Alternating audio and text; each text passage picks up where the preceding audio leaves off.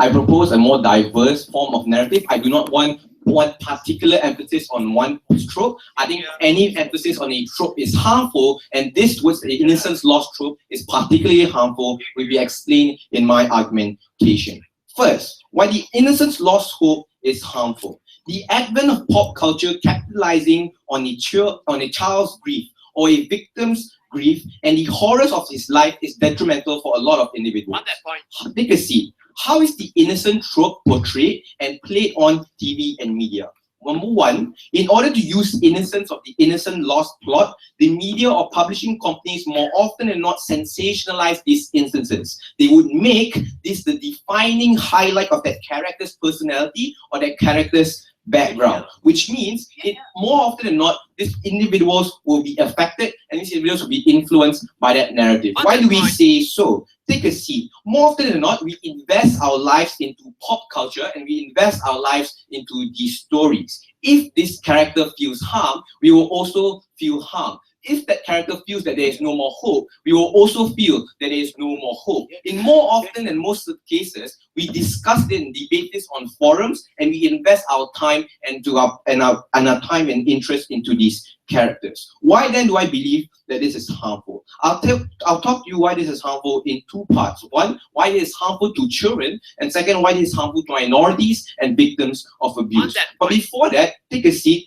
Vulnerable actors perceive that life can't get better within these instances. The growth of these individuals is restricted to the horrors of life. Therefore, innocence lost means I can't find more happiness. How does this harm children then? One, I think that more often than not, children are more emotionally vulnerable to the innocence or more emotionally vulnerable to what they perceive that is happening on TV. That if there is a harm or if the innocence trope is portrayed on TV, I'm more likely to believe as a child that this narrative is true and I will take that into heart. And it's harmful because this limits the capacity for children to explore the world or the growth of children that you can find happiness. More often than not, children are less likely to integrate or interact with other individuals when they feel that they aren't capable of doing such things, that they aren't willing to take an extra step into doing in case that they might feel all these harms, or in case they might be traumatized by the harms of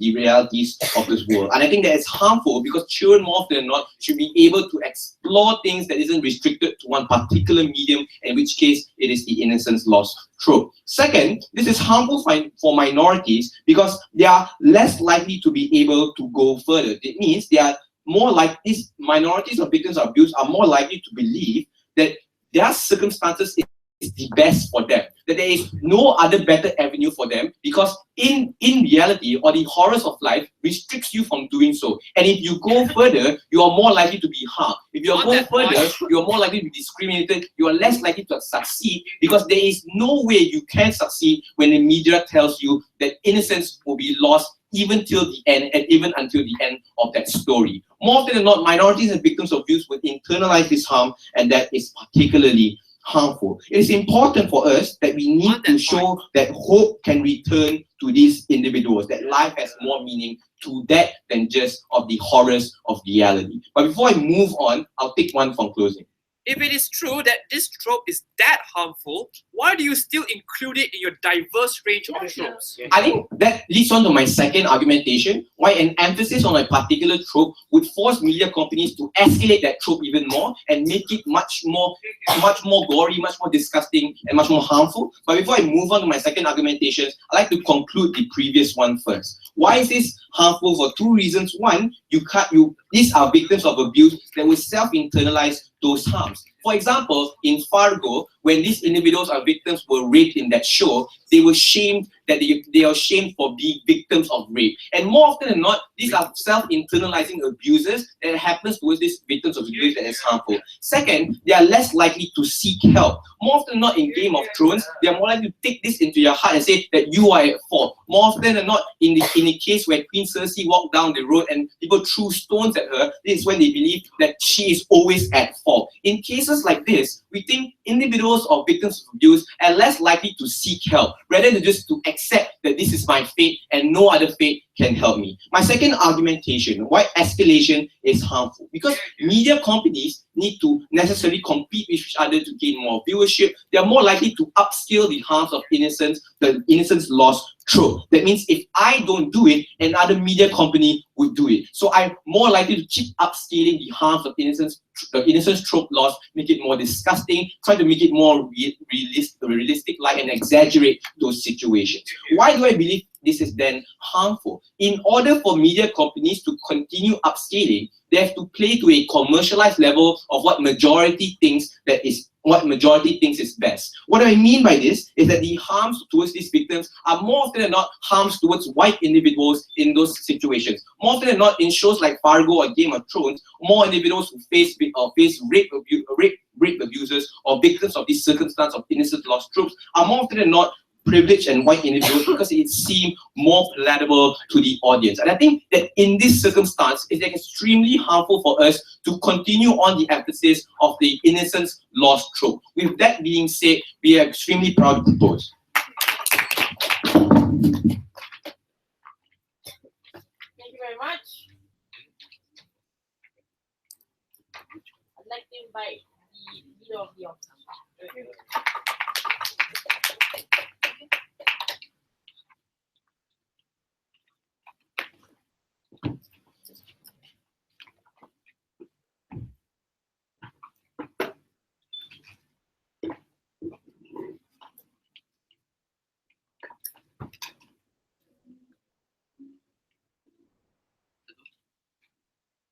Hello.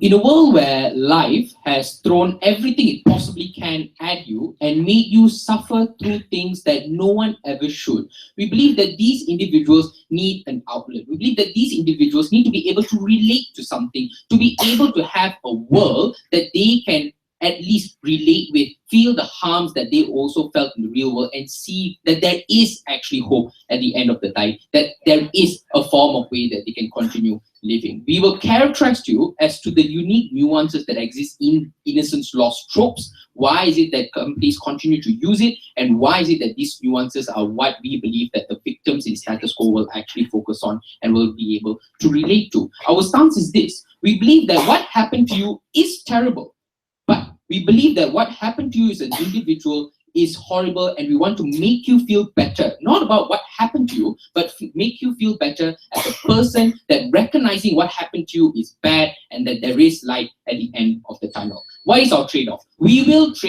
understand that we can't win every fight, and we will trade off people getting sad, we will trade off people getting triggered, and people that just feel that hope is lost. But we believe at the end of the day, the vast majority of people that we will actually affect will benefit immensely from what we have to say today. So firstly, rebuttals. They wanted to put to you that a diverse trope is better.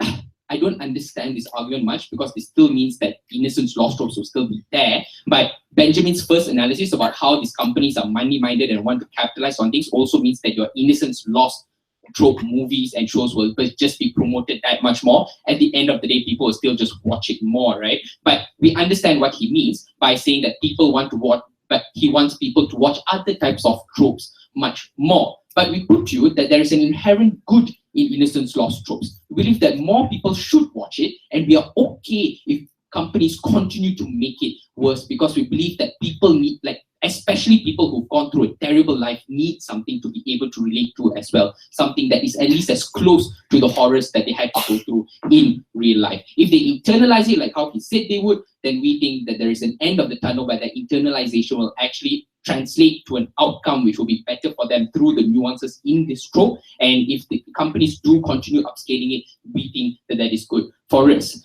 What is the characterization coming from side opposition? Because we believe their characterization was extremely convenient. Their characterization was that in these tropes, every single person who's raped will die at the end of the day. Nobody cares about them. They're continually shamed, and they're never portrayed in a positive light. This is false. We will put to you that more often than not, the reason these movies use innocent lost tropes is because at the end of the day, they want these people, these underdogs, to win, right? At the end of the day, like Aang losing his whole family, being frozen in a block of ice for centuries, ended up saving the world. Sansa, despite being raped by her own uncle, ended up winning the battle for her brother. We believe that these are the type of nuances that exist in innocence tropes. These are the type of lights at the end of the tunnel that people need. Because in their world, your victims can only ever watch shows that are continuously always happy. But this creates a confirmation bias. This creates a confirmation bias where they believe that the only happy life that I'll ever get only exists in shows, only exists in movies, only exists in books. We want a world where even through the escapism, they can relate to it to the best level as possible, and especially relate to the light at the ends of the tunnel that they will see through these movies. What do we mean by this? So what will actually happen, right, is that these characters, including the people who watch the shows with these characters in it, will come into their own. They will actually fight and win the internal battles, the demons that they have to go through in real life as well. I.e., a rape victim who was terribly molested and raped by her own father in her family would more likely relate with Sansa, who was also raped and given shame by people in her own family as well. But when she wins a battle and actually gets through, then this rape victim will also feel that there's an end of that tunnel at the end of the day. Your side will never show a rape victim winning. Your side will only ever show, or would more likely show, people who are already privileged, people who already live happy lives continuing to win, right? You will never get your victims the type of closure that they need to get, especially from avenues that at least everyone can access. Because this is an avenue that even victims have an access to, right? For example, if I'm a person who had to go through a terrible life, but I have no support structure, I have no friends, I have no one that I can confide to, where will I go? I need to go to an outlet, which is these movies, which is these books, right? So that means these outlets, these movies and books will also need to cater to and pander to the pain that I went through and show me something that is inherently good, something that I will inherently benefit from. Yes. The innocence lost trope is that at the end, the light you see is not your happiness. Why is the world in which tropes portray that life eventually gets better is not a more relatable form of trope? Your life will never get better because the people whose lives actually get better are people who didn't have to go through that pain in the first place. Your people who get better are your white knights, your white privileged kings, continue to being kings, continue to being rich. Whatever harms or whatever harms they have to go through are just going to be typical movie material, right? Like what King Arthur fighting a battle and winning. These are things that people can't relate to. But innocence lost tropes are unique in the sense where they capitalize on victims who had to go through personal atrocities. They aren't kings who had to fight battles. They are rape victims. They are molestation victims. They are people who had to go through personal atrocities that ruined their lives. We believe that is where the relatability actually comes into play. Moving on, as to why we believe that this is a way better form of escapism, and I'll prove to you using examples as to why this is actually good and how people can actually relate to this. So number one, it incites interest in the first place. This is something that we have to consider. People want to see the underdog win. People want to see people go through terrible things. Yes, it's an unfortunate nature of human beings, but that is what we need to have to. At least we can actually form benefit from this nature, right? But we also have to recognize that these media, that these outlets that people consume are also the ones that they can relate to the best. I.e., books like Harry Potter, where the main character is someone who lost his parents when he was 1 and was tortured by his uncle and husband, are outlets which a person who actually had to go through can also relate with at the same level, at the same frequency. But more so, they will relate to the smaller characters as well. Like your outlets such as the posts on Reddit and whatnot actually talk about characters such as Luna, such as Neville, the underdogs in these stories who had no spotlight at the end of the day, but still get appreciation that you never get under your side, because the only people who are ever appreciated, the only people ever being shown on the big screen are your white privileged King Arthurs and white privileged knights, right? But to conclude these arguments, what is the outcome of this? The outcome of this is that we get more people happy about their terrible lives, even if this means that there are only sporadic moments of happiness, like 11 in Stranger Things, where she still doesn't come to a happy life. At least she gets to enjoy the little things that are best in her life. Under their side, nobody gets to enjoy anything in life.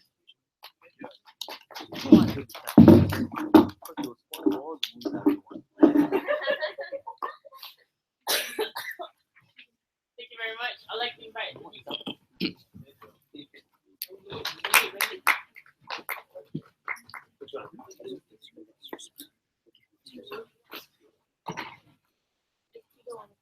Okay, now, banner like that. like to invite the DPM. Yeah.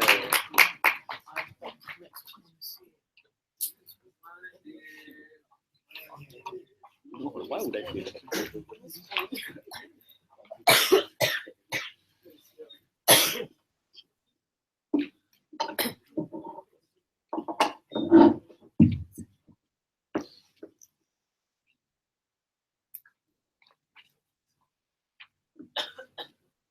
When life is already living hell for so many vulnerable people in society, never did I hear once a justification from opening opposition as to why it's justified for us to monetize that pain for individuals who can never relate. Let's clear our stance and what opening opposition has to defend in this debate.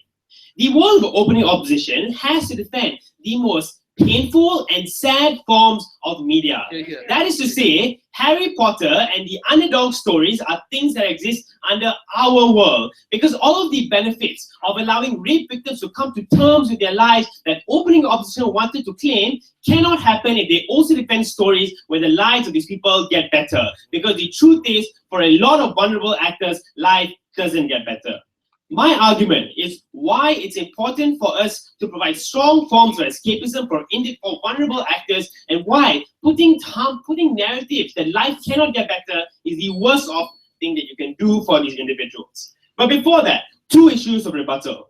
Firstly, are the forms of representation that life cannot get better are justified? The first thing that we have to analyze under this is that opening opposition said that underdogs cannot win.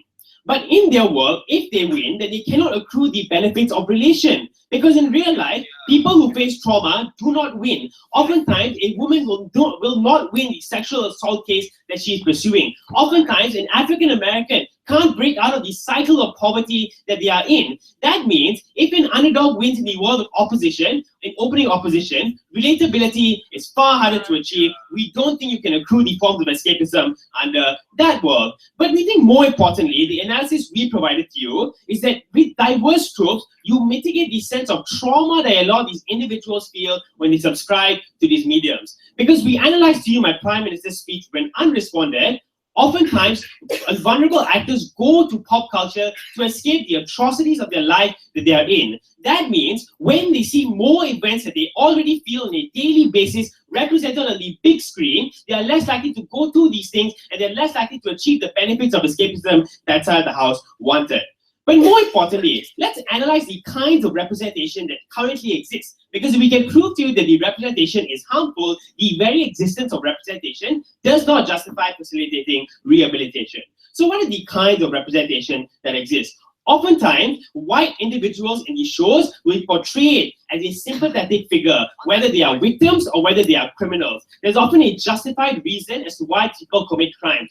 The problem with this is that the majority of vulnerable actors in society are not the privileged white individuals that these shows will sympathize with. Oftentimes, they are Black African Americans. Oftentimes, they are women. That means the kinds of representation that they are defending are the kinds that are not relatable. But what is the harm of this? The comparative is, in the world of opposition, minorities are less incentivized to feel good about themselves. They are far more likely to feel that because the relatability is less in this world, they're less likely to try harder, which is what my Prime Minister told you in his speech. Because if minorities see that life cannot get better, particularly vulnerable actors like children who don't have the self-defense mechanism of understanding life, if these individuals see that life cannot get better, they are more likely to internalize the hate that they experience, and they're less likely to try harder to break out of systems. But even if they can't break out of systems, under our world, at the very least, they are more likely to find meanings of happiness in the current systems that they're in. Notice in the world of opening opposition, by causing them to realize the agony of life that they already feel, it's harder for them to find some form of happiness in instances of pain that they are already undergoing. Secondly, on the idea of diverse tropes and escapism. But before I move on, closing. Just now you said, more often than not, women don't win sexual assault cases, Black people cannot escape from poverty. But at the same time, you want media representation that say that women can win those cases and Black people can escape poverty. What do you want? Yeah, we want instances where there is some form of hope for these individuals. In your world, you tell them that they cannot win, they are more likely not to take these cases to court. They are less likely to try harder to fight the systems of oppression that they are feeling. But notice that when they are assaulted, they can at least feel some form of hope under our world because they feel things can always get better It cannot happen under side opposition. Secondly, on diverse tropes. So firstly, I think it's important to note that we don't want to place a premium on any form of trope. We think media has to be as diverse and as inclusive as possible. So we think relatability happens better under our side, where people can better pick and choose what forms of media they want to feel represented by or what forms they want to opt into. But secondly, we think that the kinds of tropes that exist under the world of opposition make it harder for people to move on. Because notice, in shows like Avatar, even when they undergo immense amounts of trauma and move on from this trauma, it's not truly their victory. That the victory of this person is the victory of a wider societal goal. So that means it's harder for a person to tackle the abuse cases that they face, to tackle the oppression and feel an actual victory because they are told to feel that victory. They are told that they have to feel one particular way at the end of a horrible oppression. We think it's far better under our side when there's a greater diverse trope as to what happiness could be. My argument as to why escapism is important. So the first premise, have a seat, to this argument is that the kinds of individuals who need and often rely on subscribing to escapism are the vulnerable actors in society, like women and African Americans. What happens in a world when we make this medium one that is full of darkness and despair? Firstly, we disincentivize them from finding any version of help that they can. That means if a show portrays instances of mental illness, and we clearly explain to you why these forms of representation are harmful, because TV shows have an intent to constantly escalate the harms and to make the treatment of these individuals worse, so you can get your point across. That means these individuals with mental illness are less likely to try to go to therapy because they know there is no hope for them when society treats them already horribly. The comparative is under our world, we incentivize these people to go to therapy and to find help because we know that regardless of how bad things can get, there is some semblance of hope. Opposition has to defend a world where these heroes cannot be redeemed. They have to defend a world where the end point of a narrative is one of pain and despair. Because if they don't do this, then any form of benefit that they have cannot crystallize. Because there is some form of hope under that world. You never teach individuals life cannot get better. Hello, we think that life has already pushed you down and kicked you out of its happiness. At the very least, opening government gives vulnerable actors in society the chance to find happiness when there may not be any.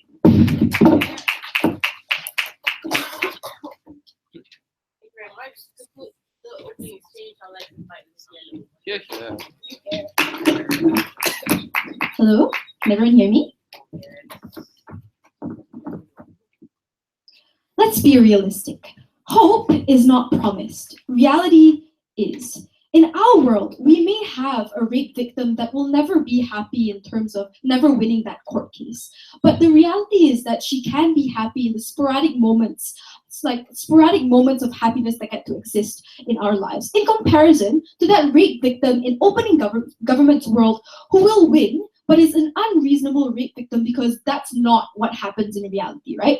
In my speech, I'll be talking about a few things. Firstly, let's engage directly with Mandeep's speech on these strong forms of escapism that, not focusing on the overarching narrative of being lost and being the innocence lost culture, right? Secondly, let's talk about the harms of the overemphasis of innocence. And lastly, let's talk about what makes these shows extremely important. Rebuttals will be integrated with positive manner. Firstly, let's talk about the issue of how it's the best form of escapism. We think that escapism isn't promised under their side of the house because their side doesn't get escapism for victims who have actually been oppressed within these particular instances. Sure, women will definitely not win under our side of the house in these stories, but the reality is that rape victim who watches that show knows at the very least that she's not alone within that change, or she is not alone in fighting or being the only victim within those circumstances, right? So when you understand the reality and the gravity of the situation, that's when you can take a realistic approach in wanting that change, and that happens better under our side of the house.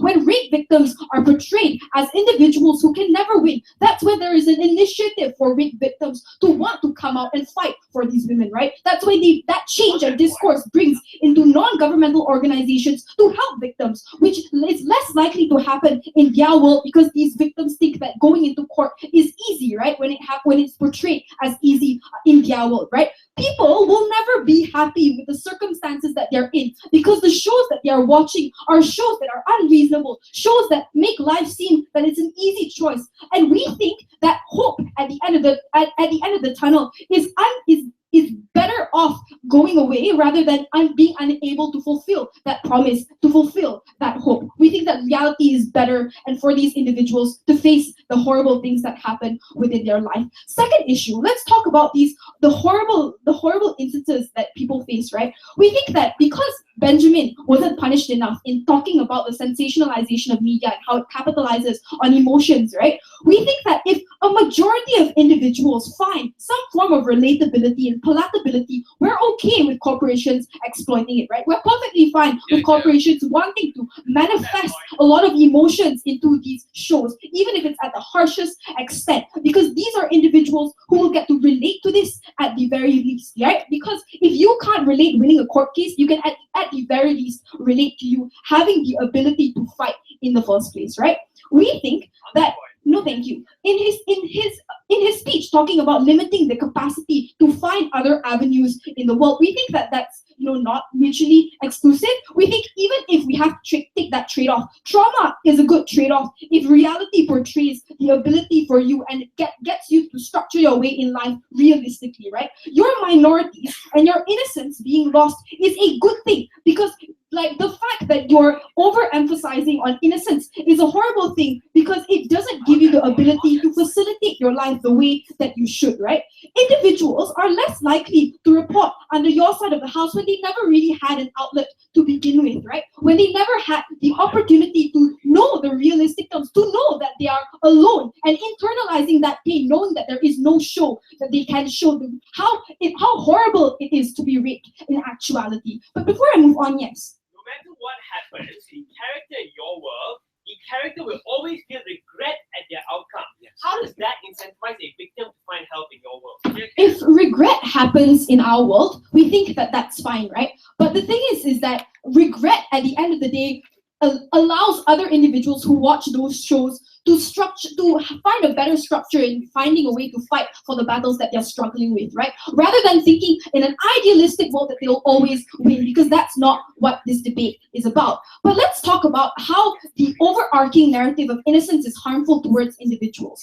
We think that at the point in which that your hope is crushed, that's when all of your benefits don't materialize. Because when individuals realize that their life is going to shit, that's when all of your expectations towards your life will crumble, right? Because reality is this: you are put in a situation where you cannot opt out of that struggle. You are put in a situation where you are abused by your parents, and the reason that you regret all of those things on those shows is the fact that you could never find an outlet, right? We think that having an ability to have a show that actually shows that it's not an easy life, it is a struggle that you have to go through, but in the process of that struggle, in the sporadic moments that you feel, that is the benefit and the only marginal benefit that you get from opening opposition. And that's what makes these shows extremely important. No, thank you. Because despite the fact that you're still dysfunctional, despite the fact that you are still abused by your parents, you know that there are other people in this world that have to go through your pain, that are suffering,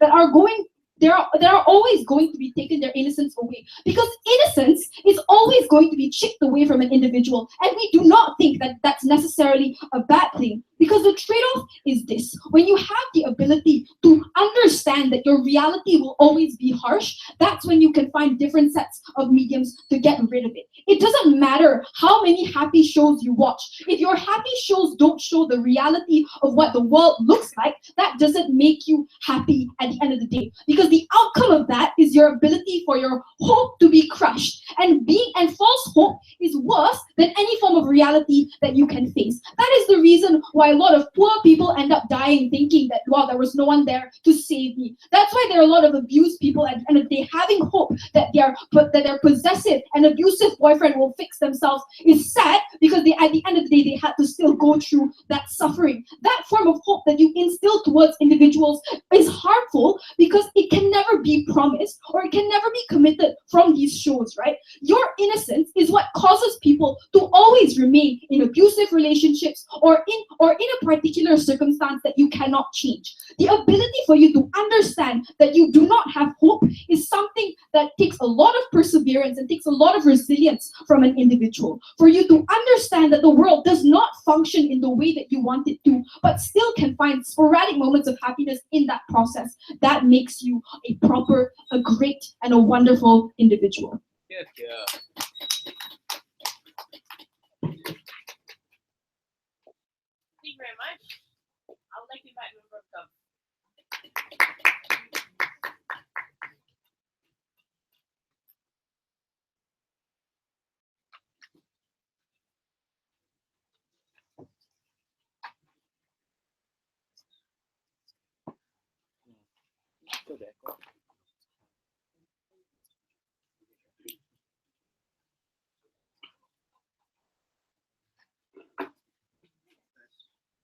Yes.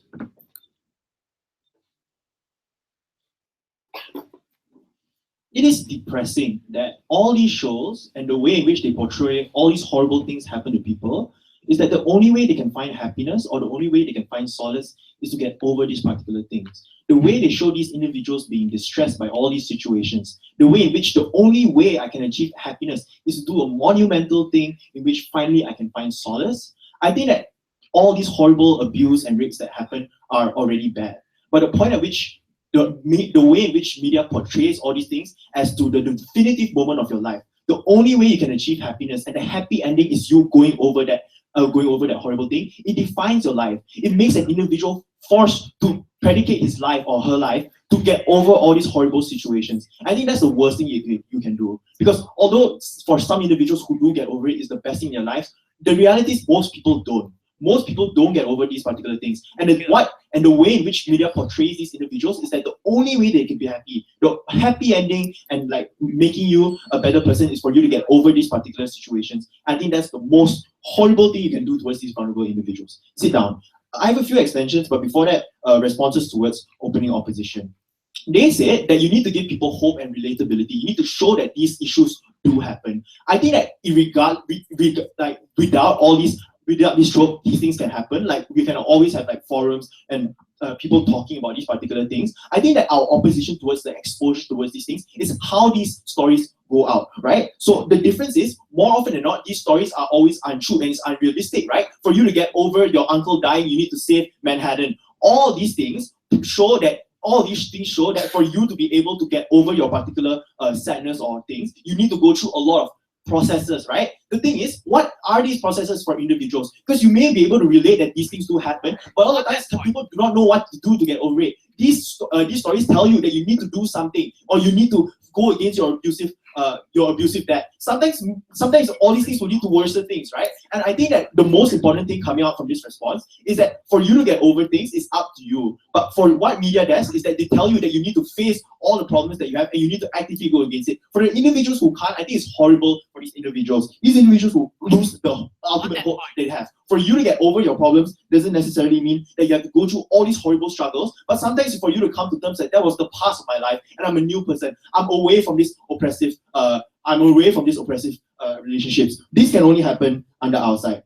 First extension, how you monetize the suffering of individuals. So I think the whole debate so far has been on how we help these individuals, right? I think that this extension is important because it goes way before that. It goes towards these companies and how they monetize these particular things, right? So these are different from charities because charities, their main goal is to actually help out these individuals, and the reason why they actually made themselves and the reason why they were founded is to actually help out the individuals who go through all these particular problems. The difference is these are just random directors or they're random people trying to seek better opportunities, capitalizing on individuals who have been abused in their lives by using this. So even if they manage to prove to you that it's relatable, I think it's horrible, right? Because you are the individual who has benefited from living a nice life without any problems, and you are the individual who is monetizing this particular thing because it catches on. You are gonna portray all these horrible things that happen for your own selfish benefit. I think principally this is already wrong to use these individuals as your money and use these individuals to be able to promote yourself and be more recognized in Hollywood. Opening. For this to for this type of catharsis you want to happen, people need to buy into your tropes in the first place. Why would the worst of victims in society buy into the tropes that exist in your world? Okay, so what I'm trying to argue is that what we want is a world without this trope, right? So how do individuals rehabilitate under our side? I'll get to this later, right? So how are people better off under our side? I think the first level to this is that you put a premium on innocence under their side. What does this mean, right? The way in which this media works is that in these situations when you are not abused, or when this individual is abused, this person goes through massive amounts of depression, which is something that is real. The thing is, some individuals get on with it and once they realize that maybe there's nothing I can do, but the thing is, this should not define my life. What your side does is that you predicate everything you do to the sadness that you have faced, right? You will never forget it because everything you need to do has to be meaningful to get over the stuff that you have.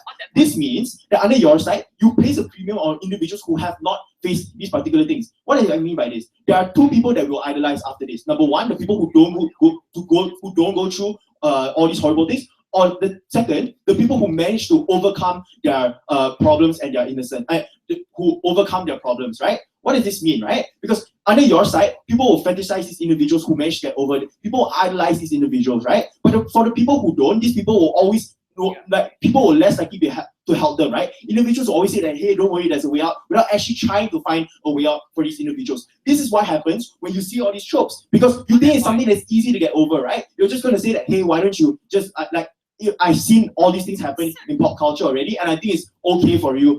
Just get over it. You get over it soon. Don't worry. The second thing is rehabilitation, right? So even if they prove that things are relatable, I think what is not relatable is you solving your problem, right? Under that, you have unrealistic, already pre-made stories on how they are able to achieve their happiness and then overcome their problems. Sit down. What this means is that it's unlikely to happen for real individuals because some individuals can't get over their particular problems.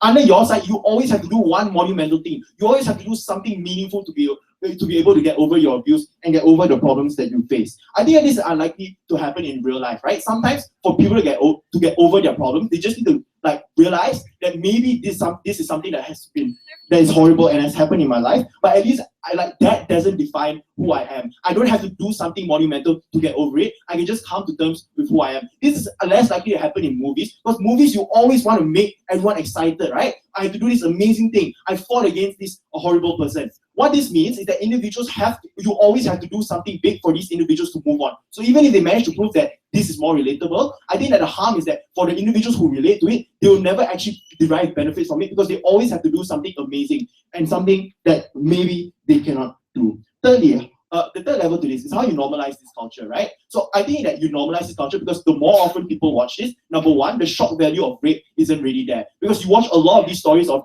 rape victims and you watch a lot of these stories on abuse that happens, you're less likely going to be shocked when you see someone in real life going through their problems. But I think the more pernicious thing is the second outcome of this. This means that you are less likely to be sympathetic. You're less likely going to help them because in these instances, you don't really care about the magnitude of what they're going through, but you always say that there'll always be a happy end to what they have. You always say that, don't worry, I've seen this in the movie, guys. All you need to do is just talk to more people. Things like these are dismissive to the actual problems that people have. You generalize what all these people go through, and I think that's the worst thing for these people. People may relate to it, but what's the point? I need to win, I need a scholarship, give it to closing government. Thank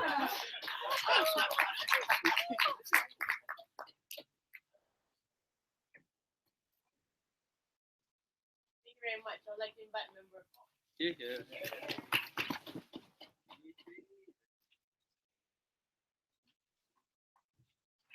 it okay if I don't use the mic?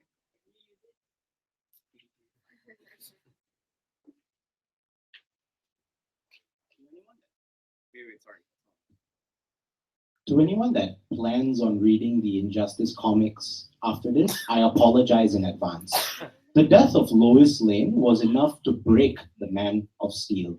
For the most average reader of this comics, we assume it is because he wanted power. We assume it is because he was a dictator. But the reality was that Superman was hurt. The death of his wife scarred him. It haunted him for the rest of his life.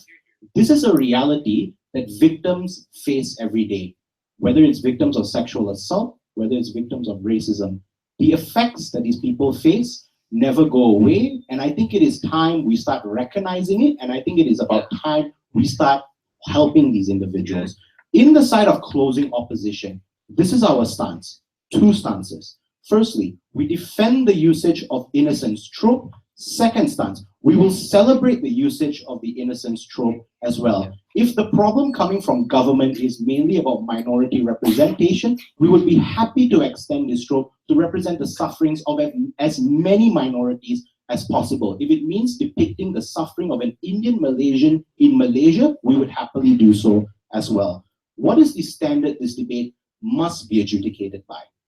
If we can prove, to some extent, if people can change the way they view victims and the horrible things they go through, we will take this debate. One reason as to why our world will be better. Our world will have a more realistic depiction of crime and how it affects people, and our depiction will be more diverse. What will my extension be for you? Opening opposition wanted to talk to you about relatability and how it provides avenues for people to relate to characters. In closing opposition, we are going to extend this debate to a wider range of individuals in society. I will tell you how this trope changes the way people view victims and the crimes they go through. But first, I have a couple of responses and one clarification to be made.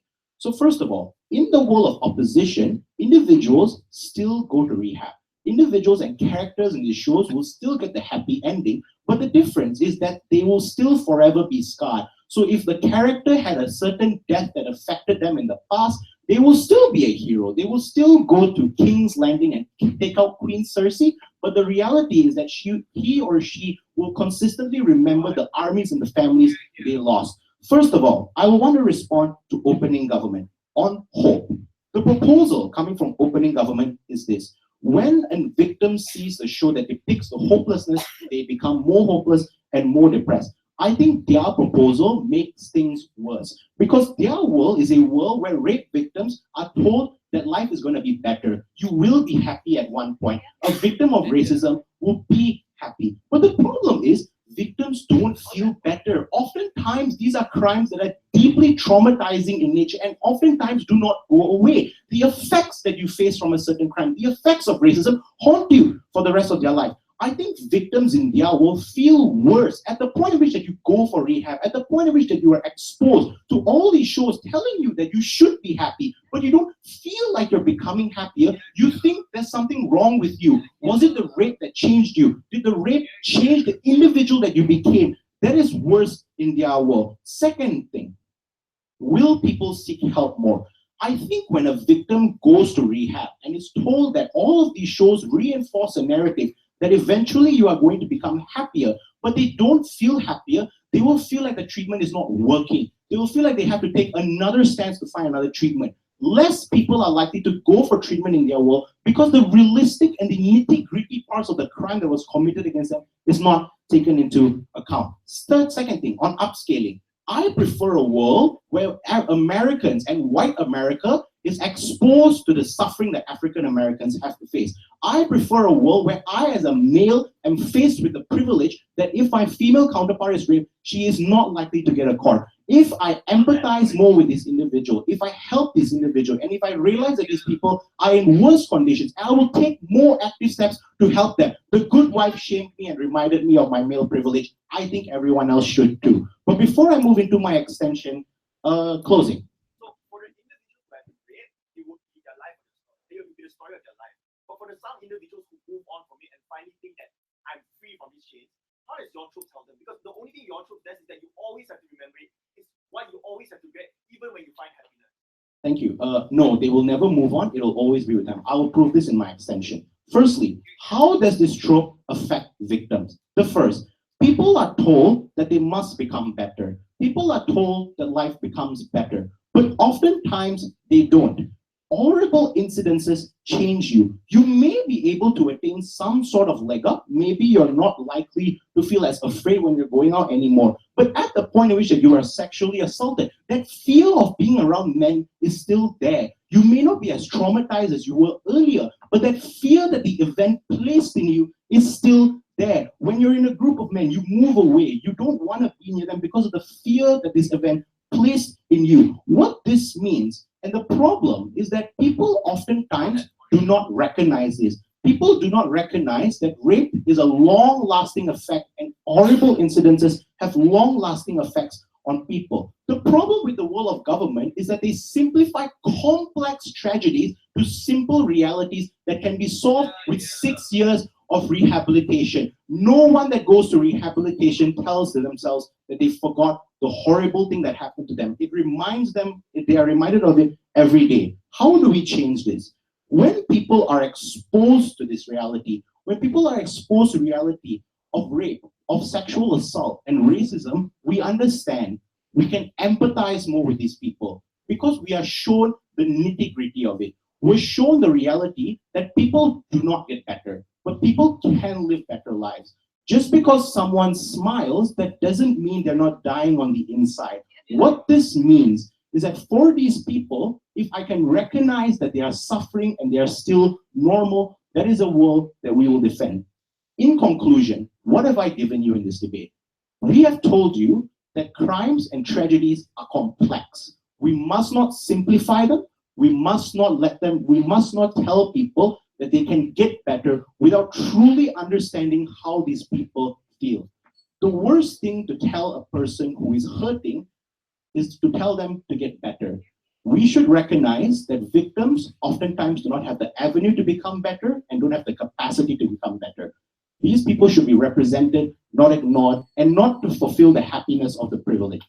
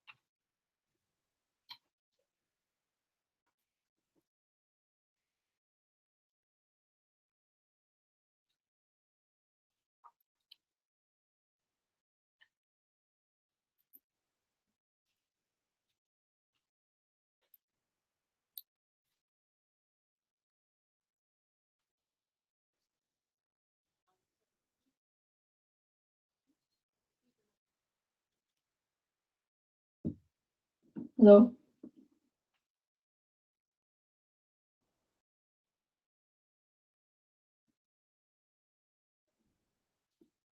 You have to acknowledge that rape victims, they have gone through a lot of struggles, and yes, some people may have been scarred forever, but you have to acknowledge also that there are some that can move on in after the abuse or the rape that they have gone through. So, but under your side, the tropes define their life even more. So, like for those people that managed to move on in the first place, now when they see these movies that are trying to define their life, they are forced to look back into all these defining things. So it makes them unable to escape all these troubles and rape that they have gone through.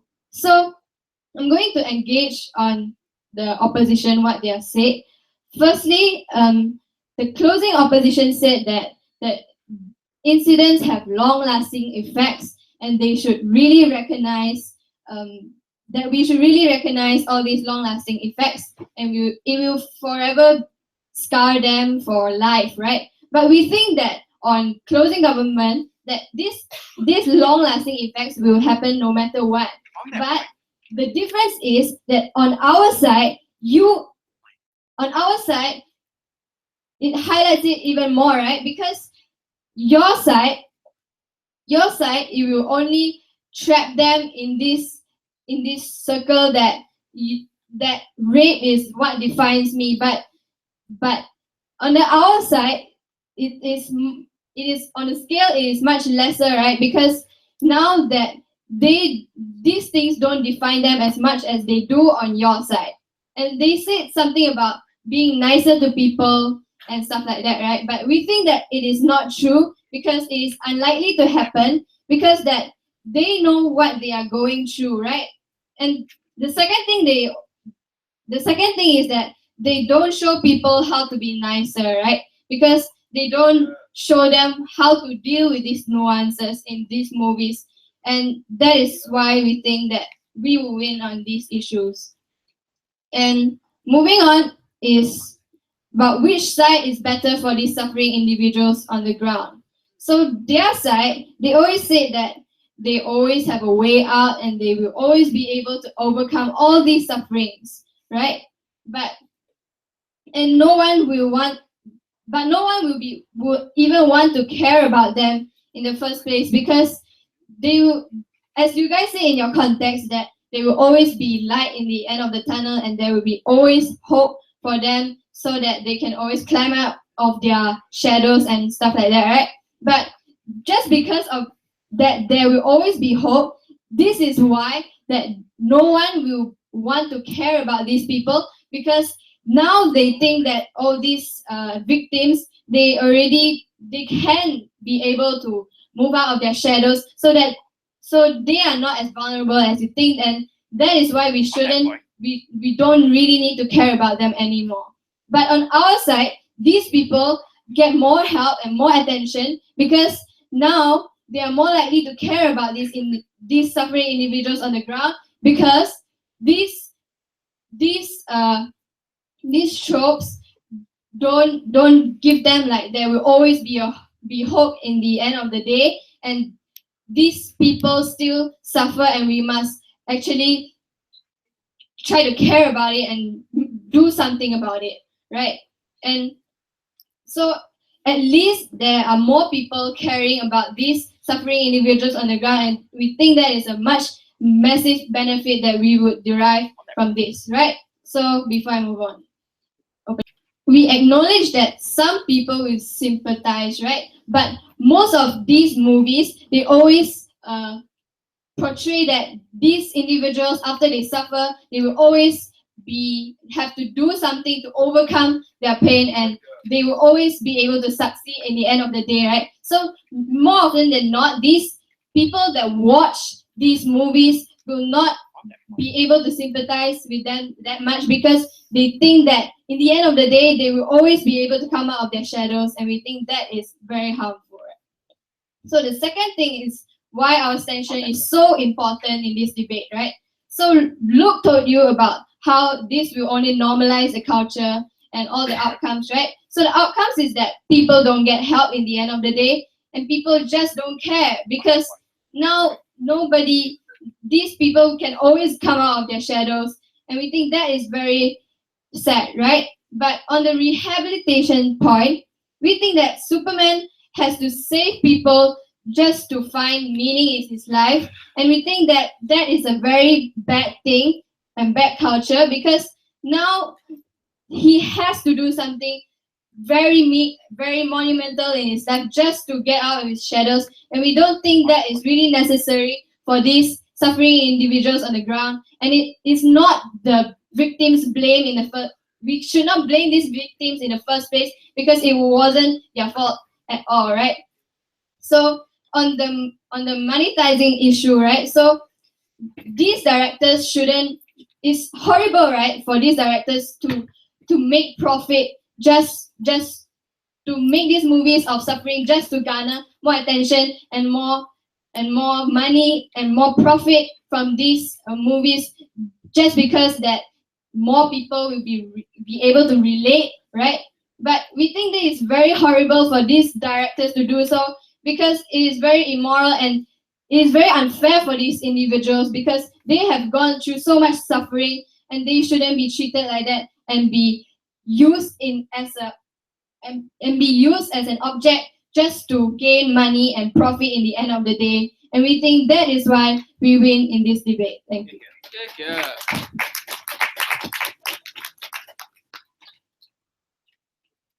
you very much. To conclude the finals, I'd like to invite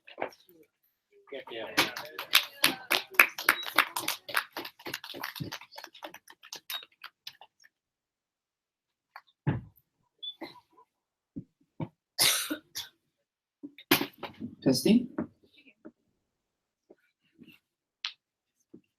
Before the Joker became the psychopath who blows people up for fun, he was just an ordinary magician, performing for the sake of his family.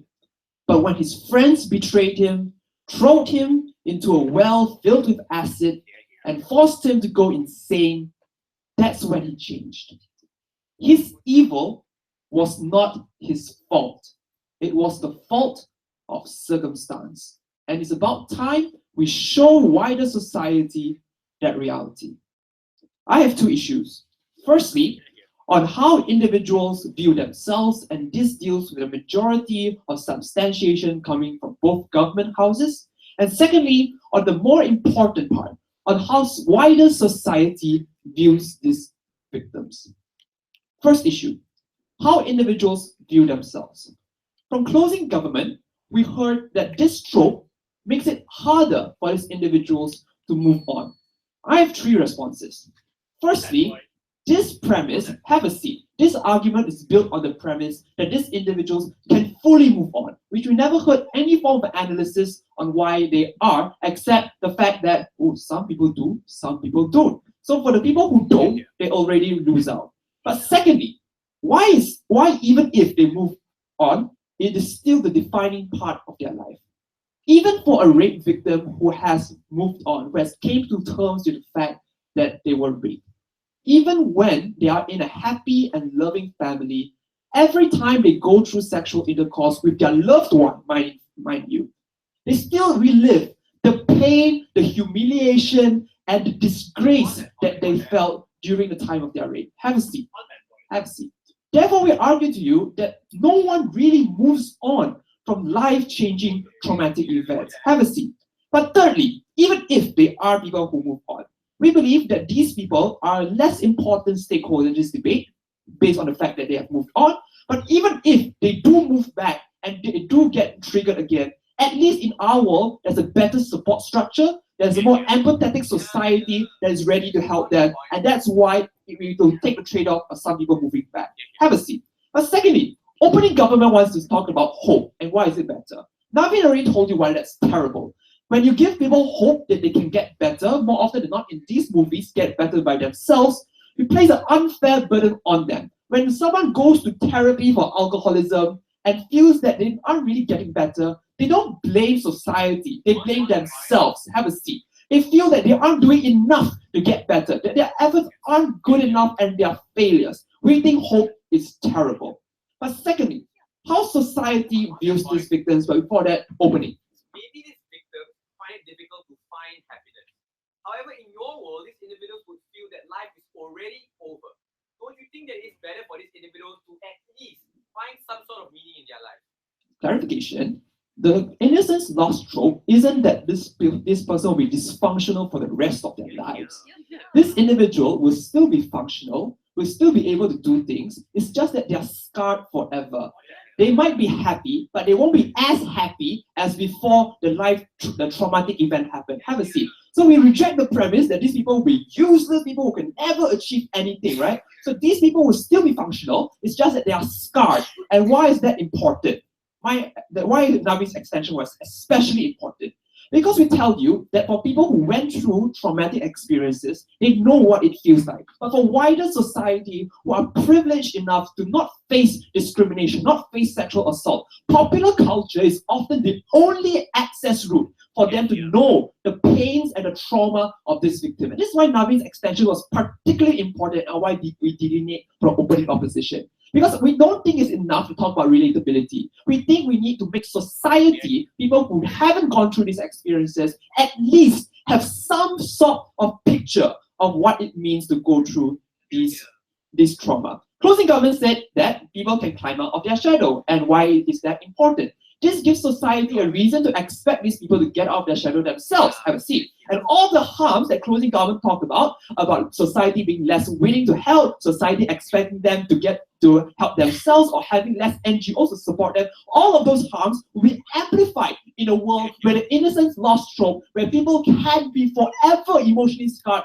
is non-existent. But more importantly, why is it important for people to empathize? Their criticism was that apparently we don't teach people how to be nice.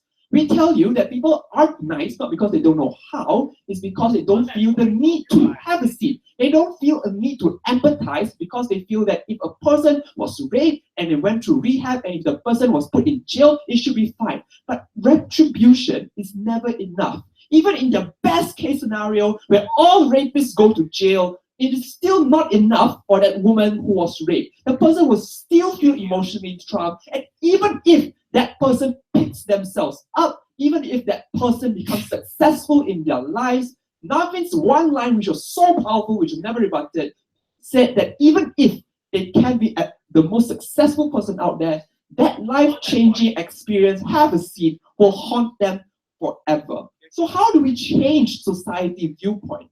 If their criticism was that people don't know how to be nice, we involve elements on how to empathize in those movies, right? We don't think that's particularly a problem, but more importantly, we become more empathetic, have a seat, to people who went through rehab and fail. We become more empathetic to people who cannot get better even after trying. We become more empathetic to successful people with a painful past when they show signs of weaknesses or when they relapse into their painful past for one moment in time. More importantly, when they came out and talked to us about desensitization and upscaling, and this came in the last few seconds of PM and member, we feel that desensitization and upscaling desensitization doesn't really happen because of upscaling, therefore it's a tension. But upscaling is wonderful because we already told you through Navin's speech that when we upscale, we involve more types of sexual assault. We involve more nitty-gritty parts of crimes. We involve more races in order to expand to more niche markets. We expand the range of victims. Not only do we increase relatability, we make it harder for people to discriminate or for people to only help one portion of society. People will be exposed to more types of victims, and therefore people will be more empathetic towards all types of victims. Not every person went through a past like the Joker. But if society starts recognizing the circumstances behind one's actions, the world will be a better place. Thank you very much for that, finals. Please cross floor and shake hands, and The judges will we will tell you stuff later. Toilet break, please.